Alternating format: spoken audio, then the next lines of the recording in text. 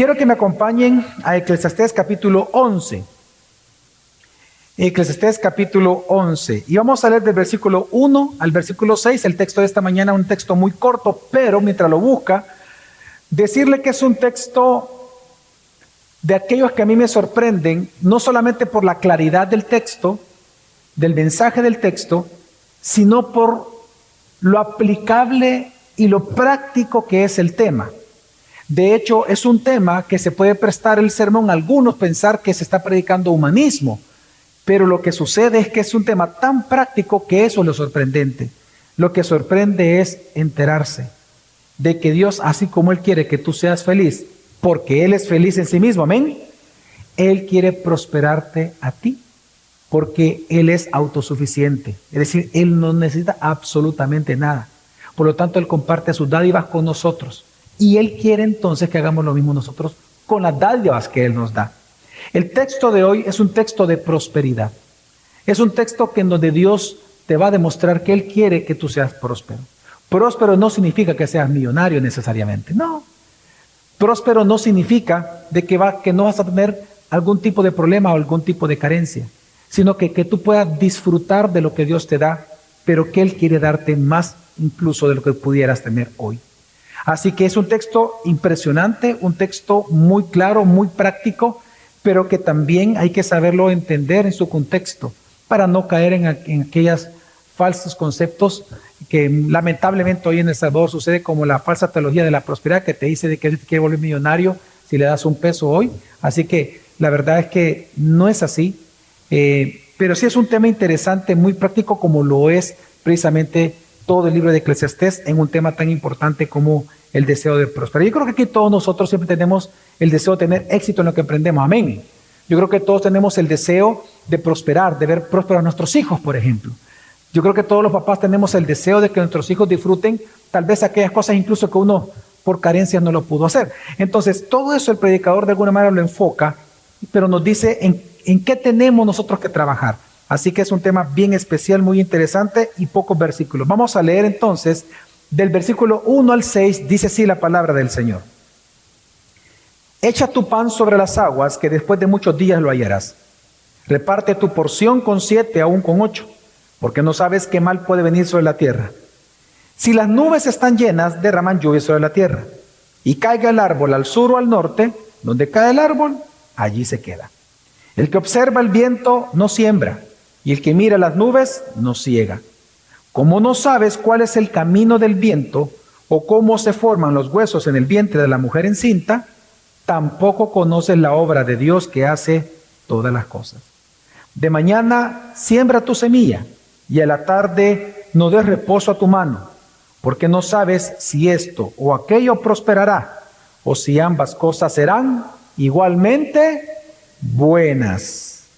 Hay un viejo refrán que yo creo que está en todos los idiomas y en todos los países del mundo, no lo sé, me imagino porque es muy popular, que dice que quien no arriesga, hermanos, no gana nada. No sé quién lo dijo por primera vez, pero no vamos a negar que ese es un refrán que es una realidad en la vida bajo el sol. Cuando uno lee este texto, claramente uno puede ver que el énfasis de Salomón es enseñarnos que aunque tú y yo no tengamos la certeza de lo que va a ocurrir en el futuro, aún así prosperar es posible solamente si asumes riesgos en esta vida. Salomón va a enseñar en este texto que si tú no asumes riesgos, si el miedo te paraliza, el miedo a fracasar, el miedo a perder, si tú no te arriesgas en esta vida, no vas a ganar mucho o no vas a ganar nada. Y es que si nosotros vemos el texto, no sé si usted ha notado que el predicador habla de 4 cosas que el ser humano no sabe. 4 veces dice que no sabemos cosas. 4 cosas no sabemos los seres humanos. No sé si se dio cuenta. Dice el versículo 1, no sabemos el mal que vendrá. Luego dice el versículo 4, el viento dónde irá. Luego el versículo 5, la obra de Dios. Y el versículo 6, ¿qué es lo que va a prosperar?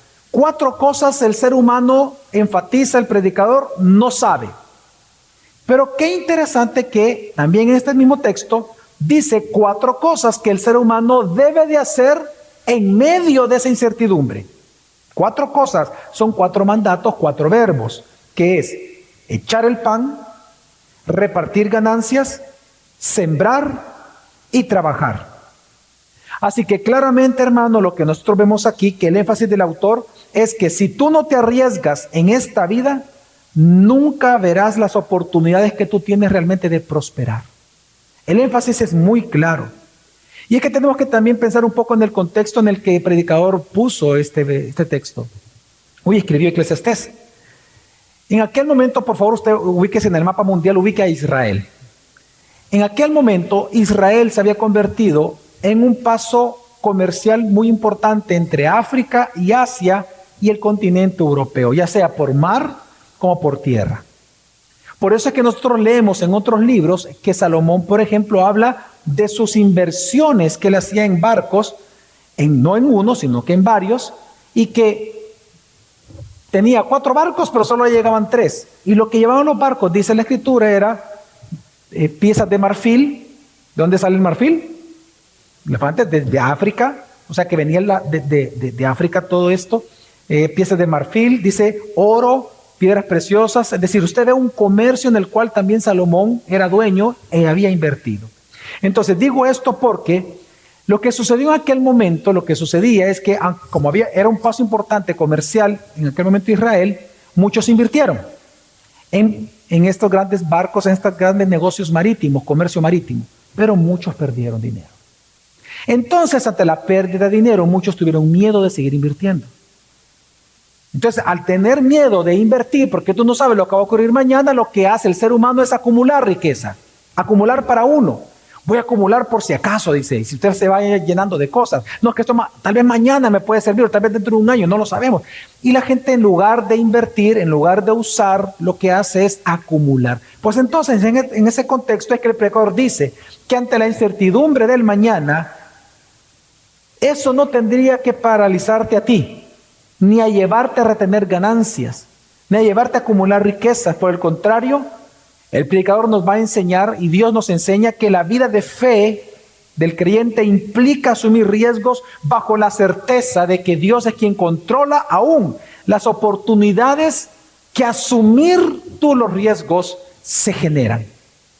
Es decir, el predicador nos va a enseñar que la razón por la cual tú tienes que arriesgarte todos los días para obtener ganancias no es porque tú vas a esperar que el tiempo mejore, es porque tú estás convencido que Dios es quien controla cada circunstancia que pasa en tu vida. Y en esa convicción que nosotros descansamos y podemos caminar a través de la fe. Amén. Por eso es que este es un texto muy, muy interesante por su contexto. Así que él lo que nos está enseñando es que si no arriesgas en esta vida, nunca verás las oportunidades que tú tienes de poder prosperar en la misma. Ahora, quiero que nos detengamos por un momento, hermanos, y veamos la gracia de Dios en este tema. Y tenemos que ser agradecidos con Dios. Mire usted cuál gracia es la de Dios, que Él te da un texto para que tú aprendas a prosperar. Mira cuán grande es la bondad de Dios.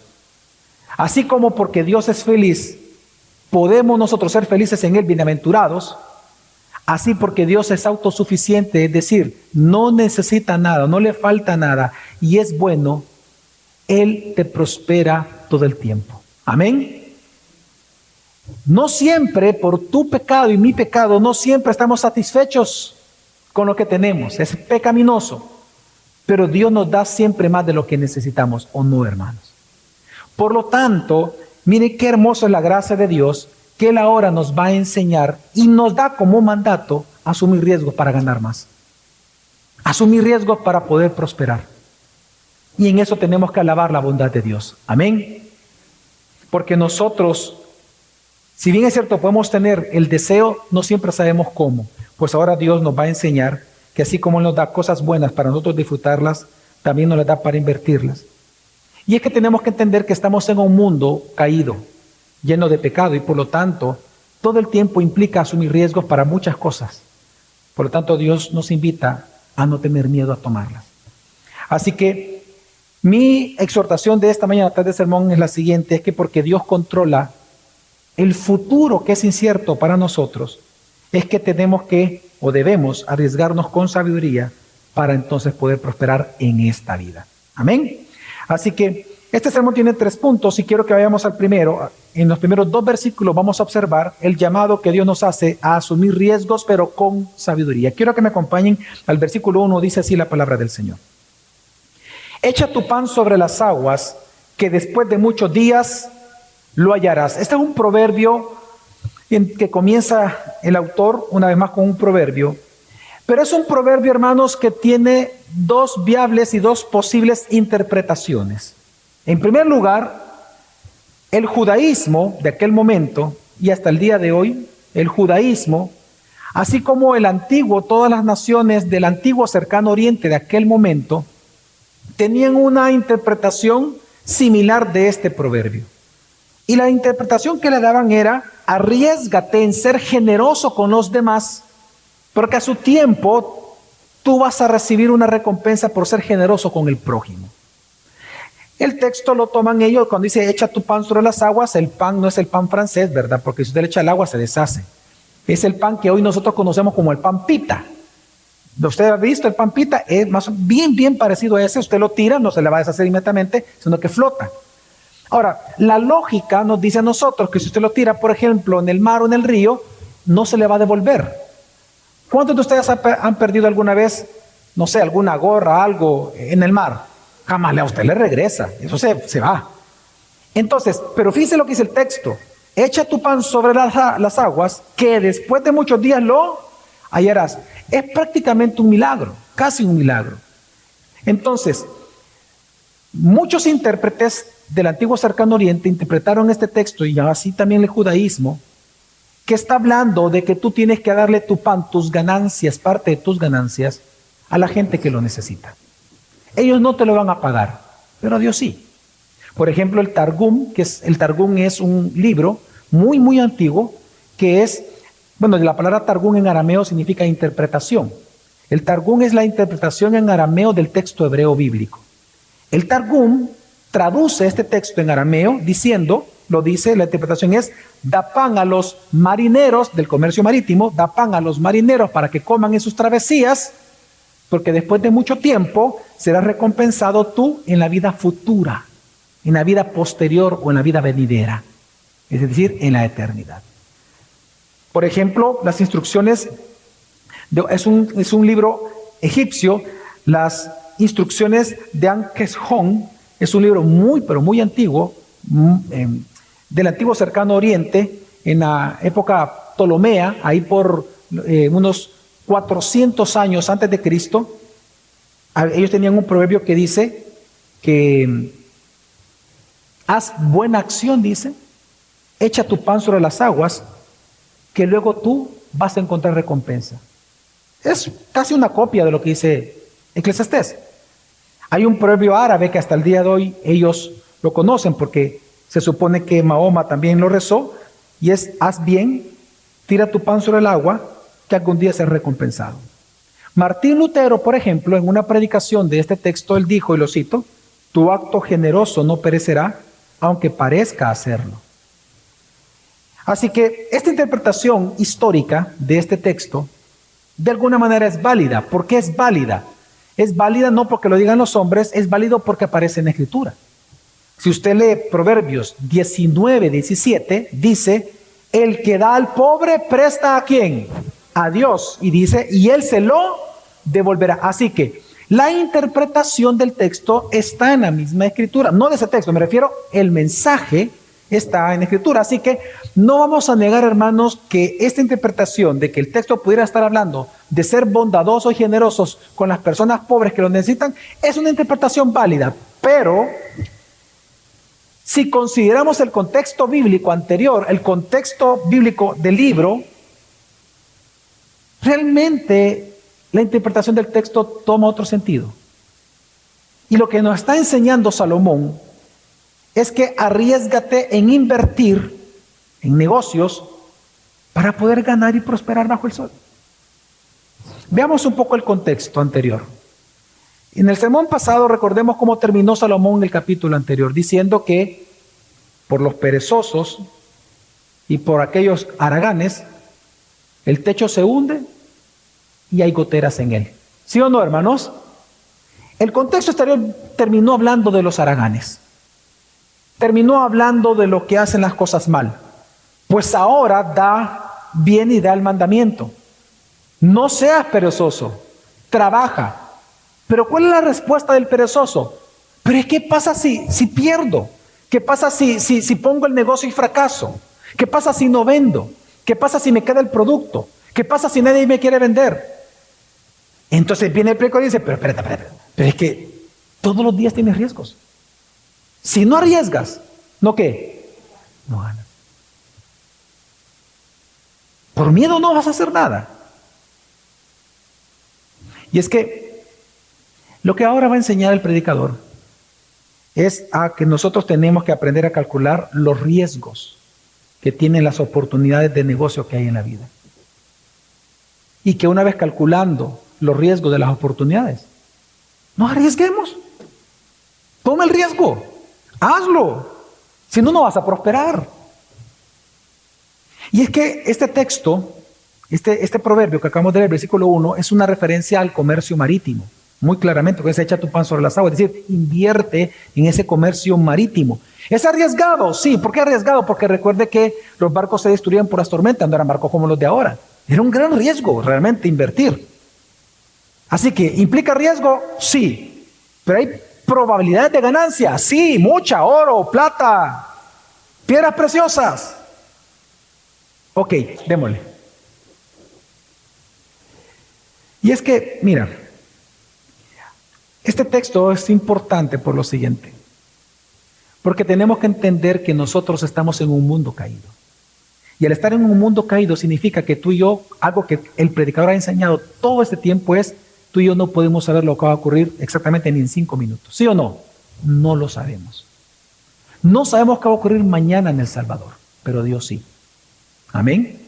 Entonces, si nosotros no sabemos, significa que cada decisión que tú tomes en este mundo implica un riesgo. Te lo voy a demostrar. ¿Qué estudiar? Estudiar implica un riesgo para los jóvenes que están aquí. ¿Sabes cuál es el riesgo? Uno, que te distraigas y, como decimos ahora, te quiebren en la materia. Pero ¿sabes cuál es el mayor de los riesgos? Que tú estudies una carrera hoy con la esperanza de poder dedicarte a eso y que cuando salgas nadie te dé trabajo. ¿Cuántos médicos están trabajando no de medicina? ¿Cuántos ingenieros no están trabajando de ingeniería? No encuentran trabajo. ¿Significa entonces que por eso no vas a estudiar? ¿Por ese riesgo no vas a estudiar? No. Ayer una persona en un Twitter, no sé de qué país era, pone, mañana comienza, dice, mi país no tiene futuro, pero aún así mañana comienza a estudiar. Eso es. Puede hacer que no encuentres trabajo, pero tú no lo sabes. Y no por eso te vas a paralizar hoy para dejar de hacer las cosas. Te voy a dar otro ejemplo. ¿Cuántos de aquí, no, es una pregunta retórica, cuántos de aquí quieren tener amigos? Buscar amigos implica un gran riesgo. Uy, tener amigos es un gran riesgo. ¿Sabes qué? A que te hieran. Es un riesgo a que algún día cometan un gran error que te duela. Tener amigos te da el riesgo de que un día te traicionen. Pero ¿sabes qué? Vale la pena correr el riesgo. Qué hermosos son los amigos cuando de verdad se encuentran. Nosotros no podemos paralizarnos por tener miedo a la amistad. Y yo por eso ya no voy a ser amigo de las personas. Casarse implica un riesgo. Claro que es un gran riesgo casarse. Pero vale la pena. Pero qué terrible es cuando tú, calculando el costo, te da tanto miedo que te vaya a ir mal, que por eso nunca te casaste. Trabajar implica un gran riesgo. Riesgo a que quiebre la empresa, riesgo a que nunca puedas crecer, riesgo, etcétera, etcétera, muchas cosas. Viajar, riesgo que choque el carro, que se caiga el avión, de todo tipo, que te enfermes, que te dé el COVID. Cualquier cirugía, la dental, riesgo que con lo poco de anestesia que te pongan te mueras. Que te dé ahí tu alergia y te mueras. Congregarse en tiempos de COVID implica un riesgo, ¿o no? Mire, ¿por qué cree usted que está aquí? Porque usted ha asumido el riesgo. Por eso viene con mascarilla. Pero vino, asumió el riesgo. El que no arriesga, no gana. Mire, y veamos en cosas en donde supuestamente no hay riesgo. Sonreír. Mire, sonreír a otra persona implica un gran riesgo. ¿Sabe qué? Que lo tilden de loco. Sí, se lo digo. Claro, por experiencia. ¿De qué te estás riendo? Que no puedo reír por mi mente. Pedir algo. Los hijos, pero cuando le piden a papá o a mamá, ¿cuál es el riesgo? Que le digan que no. Y peor cuando a uno lo avergüenzan, vea. Amar es un gran riesgo. Opinar algo en ciertos círculos, ¿sí o no es un riesgo? ¿A qué? A ser rechazado, despreciado y bulleado. Así que, ¿cuál es el llamado del predicador? Es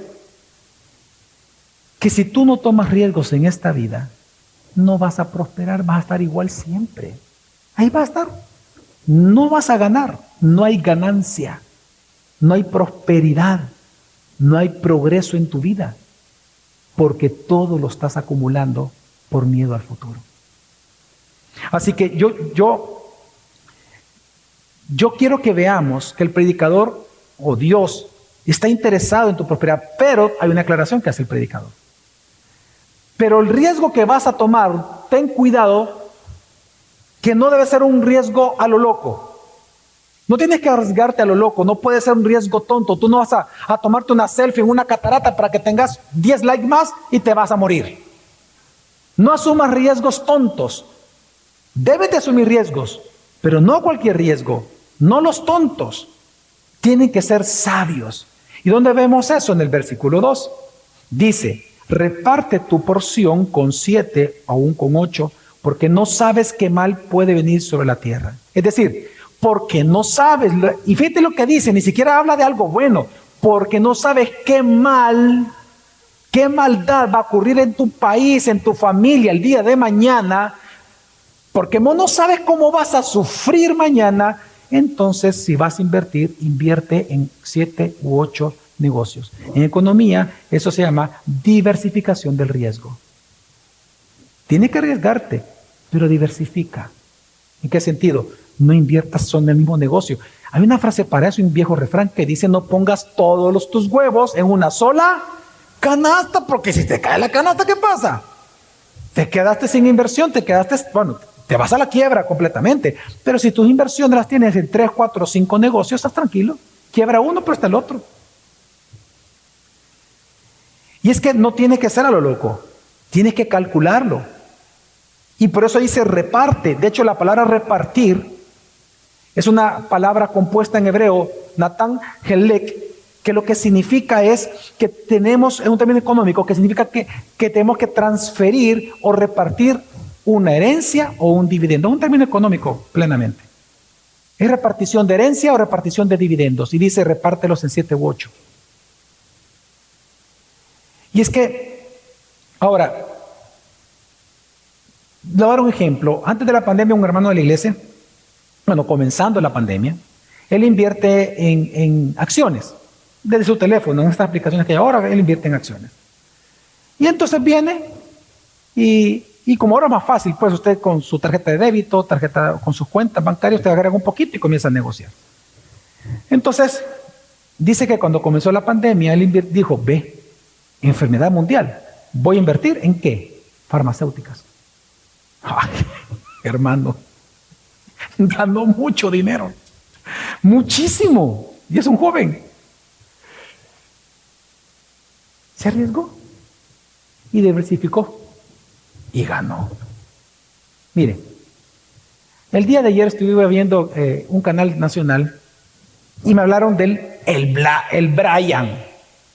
El Brian, así le decían ahí en el programa, es un joven que salió de ingeniero agroindustrial, vive en Chalatenango con su papá, que él quiso ayudarlo a su papá en el negocio de las vacas lecheras, vendiendo leche de vaca.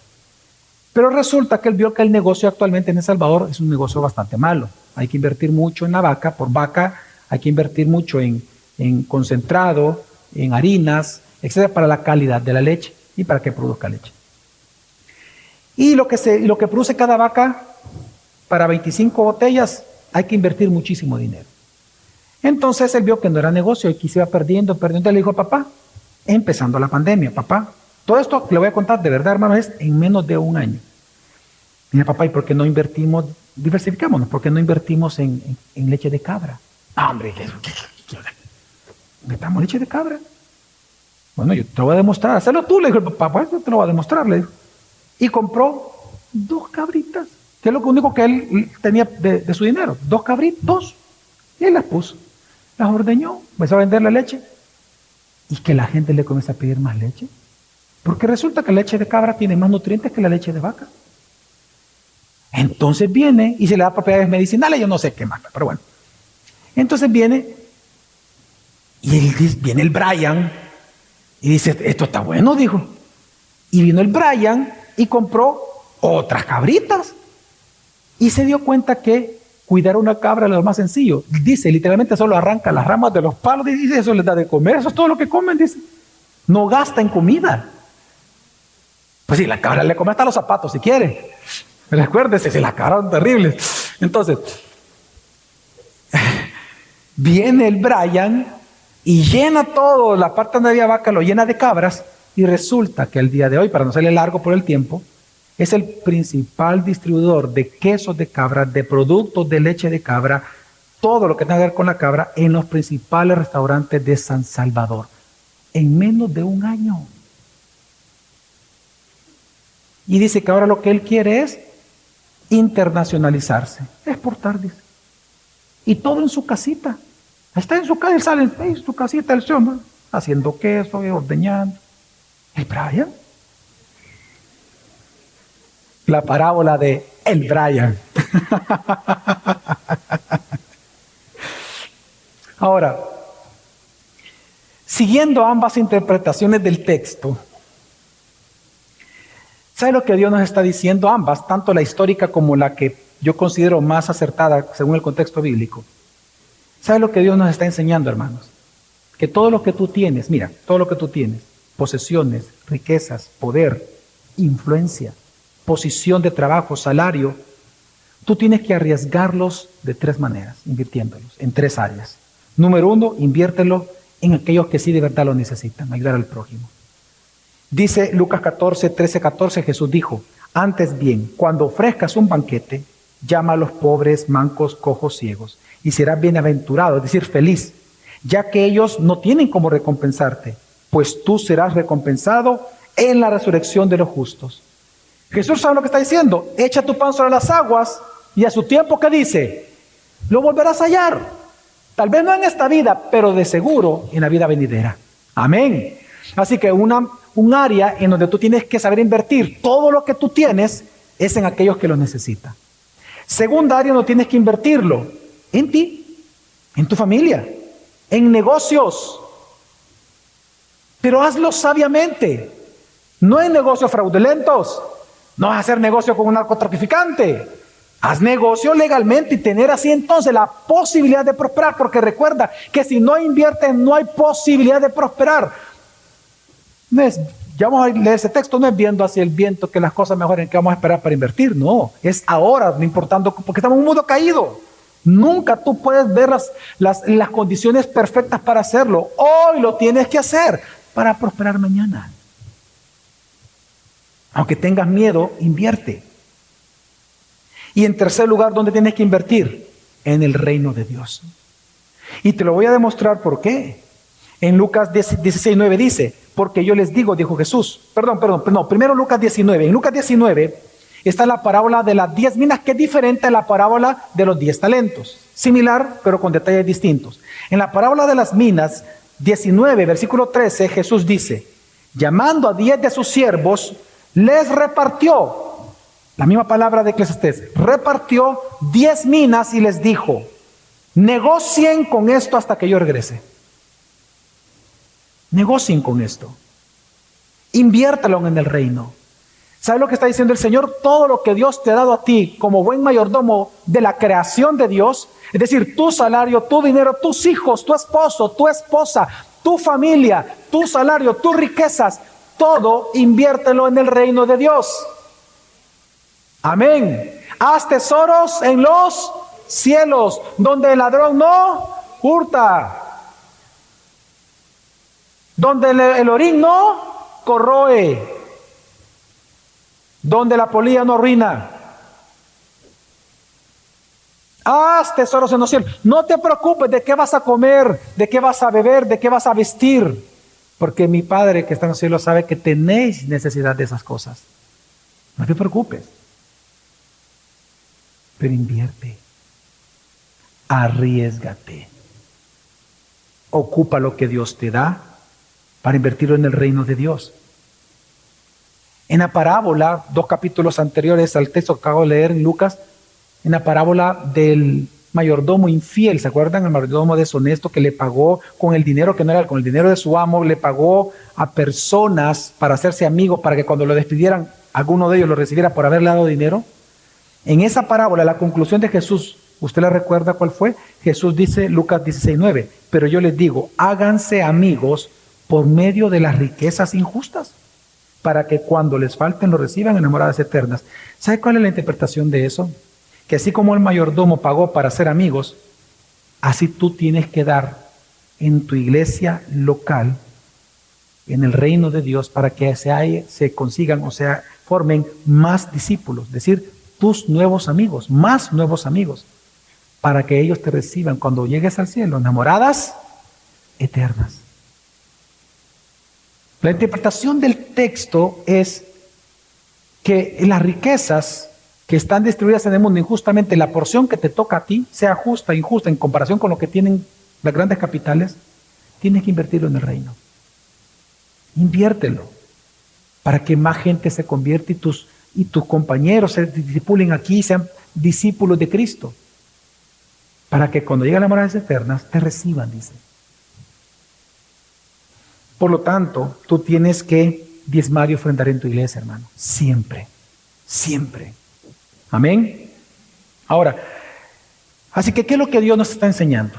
Dios lo que nos enseña es que porque no sabemos qué mal sucederá mañana en El Salvador, en lugar de ser tacaños acumulando nuestras riquezas, en lugar de ser tacaños acumulando posesiones por miedo, mejor invirtamos en el prójimo, en nuestros negocios y en el reino de Dios. Amén, hermanos.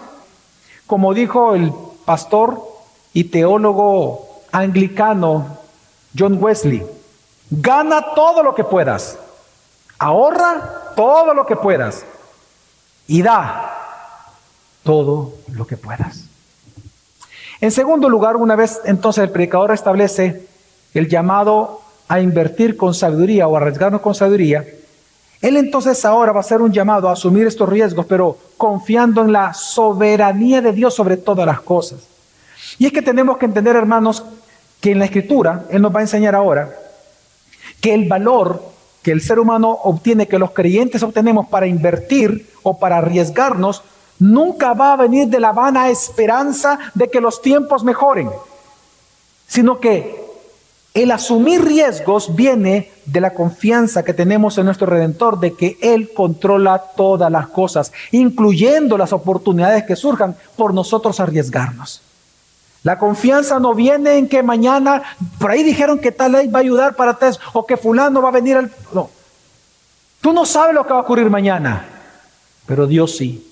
Y Dios controla todo. Por lo tanto, el valor que tú tengas para arriesgarte en esta vida está completamente relacionado a tu fe en ese Dios Redentor que todo lo controla. Vamos a ver cómo el predicador enseña esto. Versículo 3 dice: si las nubes están llenas, derraman lluvia sobre la tierra, y caiga el árbol al sur o al norte, donde cae el árbol, allí se queda. En este proverbio el predicador nos enfoca en dos cosas. En primer lugar, cuando habla de la lluvia, nos está hablando de aquello que usted y yo no podemos evitar, de lo inevitable. Es inevitable que cuando la nube está así toda colocha y llena de agua, ¿qué es inevitable? Que llueva. Usted no lo puede evitar. Segundo, usted no sabe cuando un árbol solito se va a caer, dónde va a caer. A 35 grados a la izquierda. No, usted no lo sabe. Las cosas aleatorias que suceden en la vida. De repente está manejando y ve una llanta, va rebotando, ve, y es la suya. Y usted no se dio cuenta, ve, ahí se le zafó. Usted no sabe lo que pasó. O sea, simplemente suceden las cosas. Ok, el predicador te va a demostrar esto y te dice, estoy de acuerdo, hay cosas que tú no puedes controlar. Es cierto. No puedes controlar lo inevitable y no puedes controlar lo aleatorio. No tienes ese poder. Ahora, ¿por qué el predicador menciona esto? Porque él va a mostrar una realidad. Pero resulta que por no poder controlar las cosas, muchos no quieren arriesgar nada, precisamente porque no sabe lo que va a ocurrir mañana y se paralizan por miedo. Por eso es que hablando de esto, de lo inevitable y de lo aleatorio, vea usted lo que dice el versículo 4. El que observa el viento no siembra, y el que mira las nubes no ciega. Este proverbio dice así, significa lo siguiente. Si un sembrador espera el tiempo perfecto para sembrar, nunca va a sembrar. Nunca. Porque estamos en un mundo caído. Tú no sabes cómo mañana va a responder las personas. Tal vez la persona te dice, hoy hagamos negocio, pero... y mañana se corre.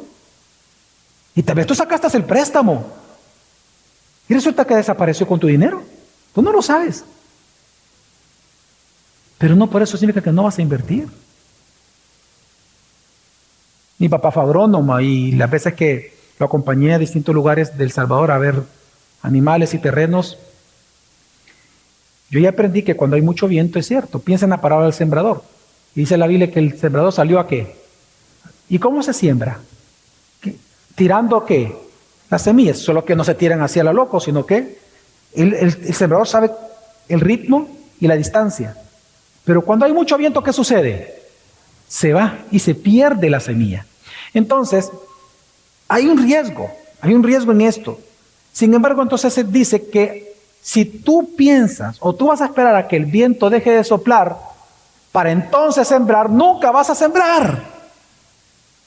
Y si no siembras, ¿qué pasa? Nunca vas a ¿qué? A cosechar. Pero también hay otro mal, dice. Aquellos que sí lograron sembrar, pero por miedo a lo que va a ocurrir en el futuro, no cosecharon. Ya hice el préstamo, pero ahí tengo el dinerito, es que no sé cómo invertir. ¡Inviértelo! Pero es que no sé qué me... Inviértelo. No confíes en el mañana. Confía en el que controla el mañana, que es tu Redentor. Y no Él te ama, pues. Y no Él cuida de ti. Pero es todo lo que tenemos y no es lo que el sembrador hace. Mire, yo no sé si usted se ha puesto a pensar que la siembra implica un gran riesgo, siempre que se siembra. Porque solo se siembra de la cosecha anterior. Y la cosecha tú la puedes ocupar o para tus hijos, o para parte de tus hijos, y parte para volver a sembrar y volver a tener cosecha. Si no, no tienes cosecha. Por eso todo el que siembra las mejores semillas. Las mejores semillas nunca son para la familia, usted sabía eso, ¿eh?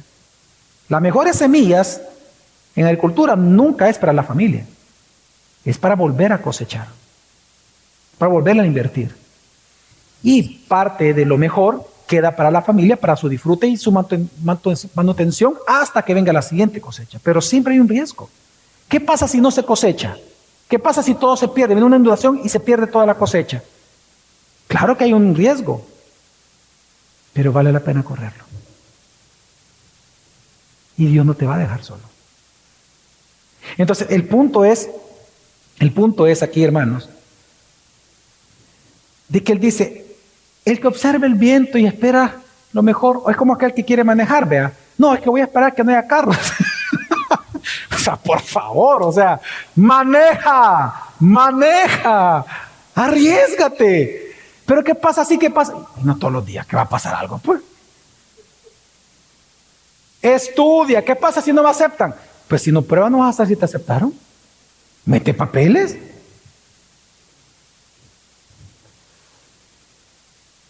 Mira, lamentablemente a muchos el miedo los paraliza, tanto que por esperar el tiempo perfecto no se arriesgan. Piensen en aquellas personas que por tener miedo a que les vaya mal en el matrimonio, nunca se han casado. Piensen en aquellos que por tener miedo o por esperar el tiempo perfecto o el ministerio perfecto o la iglesia perfecta, como no la encuentran y nunca la van a encontrar, no se congregan. Piensen en aquellos que están esperando el mejor momento para estudiar en Semper Reformanda. Nunca lo vas a encontrar. Si siempre vas a estar ocupado, hay que hacerlo. Y por eso no estudias. Por eso entonces Dios enseña lo siguiente, versículo 5. Como no sabes cuál es el camino del viento, o cómo se forman los huesos en el vientre de la mujer encinta, tampoco conoces la obra de Dios que hace todas las cosas. Aquí hay algo bien hermoso que está enseñando el predicador, hermanos. El predicador está diciendo lo siguiente: aunque tú no sabes a dónde va el viento, pero lo sientes sus efectos, y aunque tú no sepas cómo se forman los huesos en el vientre, es decir, el bebé en el vientre de una mujer, pero igual nace el niño o la niña, así tú no sabes lo que Dios hará mañana. Tú no lo sabes. Pero sí conoces algo de ese Dios. Que Él es Dios. Y que Él hace las cosas que tú no sabes qué va a hacer, pero tú sabes que Él las va a hacer y que las controla y que Él es providente, así que confía en Él. Es que es bien hermoso porque dice, tú no conoces las obras, pero sí dice lo que conocemos, pero conoces que Él hace todas las cosas, que Él controla todo. El predicador te está diciendo, si tú te quedas con los brazos cruzados esperando el tiempo perfecto para hacer algo, nunca lo vas a hacer. Pero si a pesar del viento, las adversidades y todo que vienes y lo haces, confiando en que aquel que te salvó, tu Redentor, es el que controla cada circunstancia de tu vida, entonces vas a tener el valor de hacerlo. Amén, hermanos. Si Dios controla todo, entonces arriésgate en vivir, arriésgate en invertir, en buscar prosperar. No tengas miedo de buscar prosperar. No demonices la moneda. No demonices el dinero. El dinero es amoral. Con mi esposa hablábamos de este tema. Claro, porque mi esposa tiene el privilegio de escuchar el tema antes de que lo predique los domingos, ¿no? Y hablando con ella de esto, hablamos de esto, de cómo la gente demoniza el dinero, que piensan que buscar prosperar es mundano. Claro, si tu corazón está en eso, obviamente sí, pues el amor al dinero es la raíz de todos los males. Pero cuando estamos sentados en la sala, yo le decía, es como esta almohada no es buen animal, esta almohada no es mala, este cojín. Pero alguien lo puede ocupar para asfixiar a alguien y lo convierte en un arma. Al final no es la cosa, es el corazón del hombre. Así es el dinero. Entonces, si tú sabes que Dios controla todas las cosas, arriésgate en vivir, en invertir, en buscar prosperar. Arriésgate en casarte, en estudiar, pon negocios, sirve a Dios. Arriésgate en ofrendar, arriésgate de verdad en diezmar lo que debes. Arriésgate, pero hazlo con temor al Señor. ¿Y por qué digo esto? Porque, y voy a dar un ejemplo más claro, un ejemplo muy claro en este sentido. Bueno, como el pastor me dijo que me tengo que casar con el primero que pase. No, momento. No lo vas a hacer a la loca. No cualquier guachimán. No. Si te vas a casar, teme al Señor. Es decir, arriésgate en aquellas cosas que Dios ha aprobado para ti, porque Él ha declarado que eso es bueno. En eso arriésgate. No tengas miedo. Invierte y prospera. No tengas miedo a eso. Si no lo haces, ahí vas a estar. Quejándote, echándole la culpa a medio mundo de lo que tú estás sufriendo. Cuando eres tú quien no se ha arriesgado. Y estás guardando el dinerito, 15 pesitos, 20 pesitos, y los tenés de hace 20 años. No, hombre, inviértalos, hermano. Si de una aplicación usted lo puede hacer, fíjese, le cuento.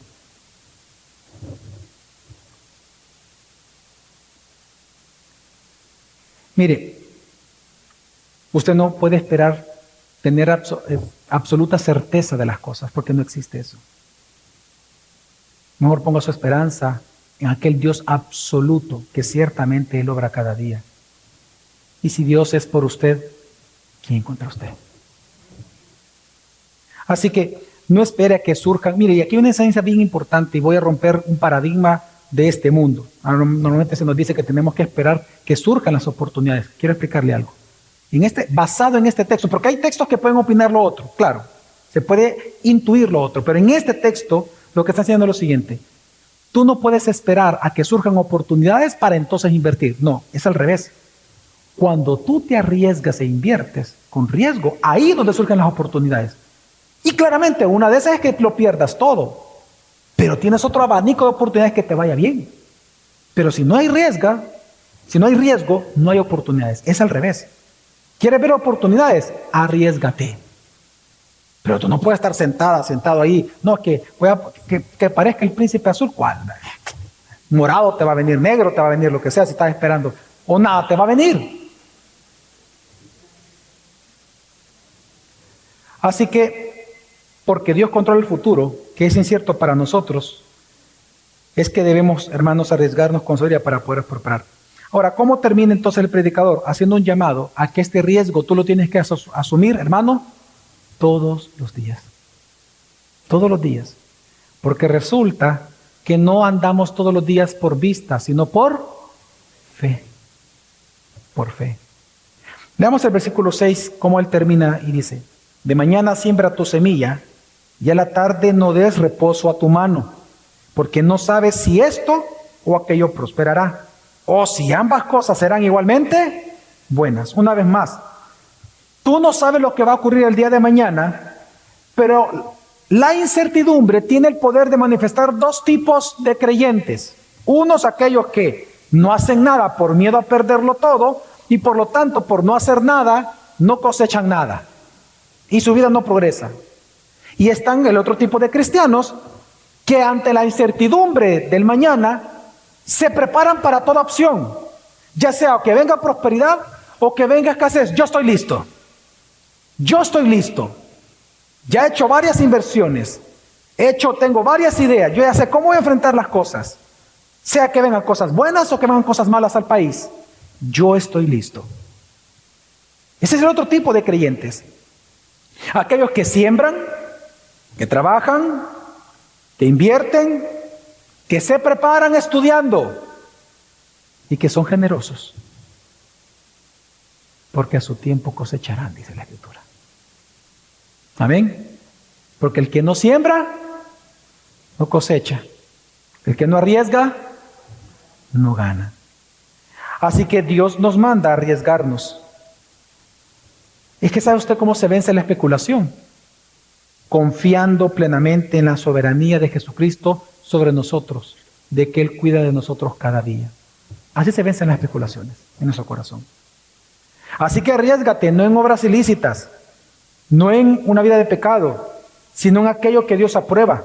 ¿Y qué es lo que Dios aprueba? Invierta en los demás, en el prójimo, invierta en, ¿se acuerdan? En el prójimo, segundo, en nosotros, y tercero, en el reino de Dios, en su iglesia local. Y es que, mire, hermano, fíjese que este versículo termina diciendo algo interesante. Dice que tiene que trabajar usted tanto en la mañana como en la tarde en dos negocios distintos. ¿Por qué? Porque no sabe si esto o aquello prosperará, o si ambas cosas serán igualmente buenas. Le voy a dar el ejemplo de la parábola de el Brian. Fíjese que el Brian en la mañana dice él que él ordeña las cabras y trabaja en la leche. Y en la tarde, ¿sabe qué hace? Ya no ordeña, hace otra actividad totalmente distinta, saca quesos. Son dos actividades distintas. Y dice, ¿por qué hay que hacer las dos? Porque no sabes si esto o aquello prosperará o si ambas serán igualmente ¿qué? Buenas. Ok. Aquí la palabra bueno en hebreo es la palabra tov, algo que es excelente moralmente. ¿Qué significa? Significa de que si tú vas a invertir una vez más, ten cuidado en dónde lo vas a hacer. Que sea bajo el temor de Dios. Porque jamás de un árbol malo va a salir un fruto bueno. No pienses que uniéndote, haciendo negocios con un narcotraficante o con alguien que está con las maras o alguien que está en cosas ilícitas, te va a ir bien en la vida. Ten cuidado en pensar eso. Las cosas buenas vienen de las inversiones, semillas buenas. Es lo que está diciendo acá. ¿Ok? Hay una excelencia moral implícita aquí. Así que, hermanos, aquí hay una gran enseñanza también. Es interesante que la vida cristiana, en la Biblia, la vida cristiana nuestra es comparada a un gran negocio. Por ejemplo, cuando Jesús dice la Biblia que él se salió de la caravana que iban sus padres de regreso a Jerusalén cuando él tenía 12 años, ¿se acuerdan? Dice la Biblia que cuando los papás lo fueron a buscar nuevamente a Jerusalén, ¿dónde lo encontraron? En el templo. Y la mamá le pregunta, hijo, ¿por qué has hecho esto con nosotros? Y viene el hijo, viene Jesús, ¿y cuál fue la respuesta de él? ¿En los qué? Negocios de mi padre me es necesario estar. En la obra redentora Dios le llama sus negocios. De hecho, la palabra en griego de negocios, ¿sabe cuál es? Negocio. Esa es la palabra en griego. Es una palabra plenamente económica. Por eso es que más adelante también, por ejemplo, nosotros vemos cuando Jesús habla del costo de ser su discípulo. ¿Y cuál es el costo? Tomar nuestra cruz cada día y seguirlo. Ese es el costo, morir a nosotros mismos delante del Evangelio todos los días predicado a nosotros. Gálatas 6 habla en términos económicos, hablando de la vida espiritual. Dice que el que no siembra no cosecha. Dios ama al dador alegre. Él dice, el que siembra para su carne, ¿qué va a cosechar? Corrupción. Y el que siembra para su espíritu, ¿qué dice? ¿Qué va a cosechar? Para vida eterna. Y luego de hablar de esta siembra espiritual a tu vida, ¿sabes qué dice? Haz el bien mayormente a los de la familia de la fe, obras. Lo mismo que está enseñando Eclesiastés. ¿Por qué digo esto? Porque la vida cristiana en la Biblia muchas veces es comparada a los negocios de Dios. Pero por esa misma razón, los beneficios o las bendiciones que Dios nos da a nosotros, piense usted en las bendiciones del dinero, posesión, influencia, trabajo, etcétera, lo que usted tenga, también entonces se convierte en estos negocios de Dios, en el negocio de Dios, que es la conversión, se convierte en capital de riesgo. Así se le llama el capital, cuando se invierte en empresas de riesgo. Toda bendición que Dios le da a usted es un capital de riesgo. Tiene que arriesgarlo e invertirlo. Amén, hermano. En el prójimo, en usted y en el reino de Dios para poder cosechar. Así que ofrende, sirva al Señor, disipúlese, estudie la palabra, trabaje todos los días, estudie una carrera, trabaje en una empresa, invierta en un negocio.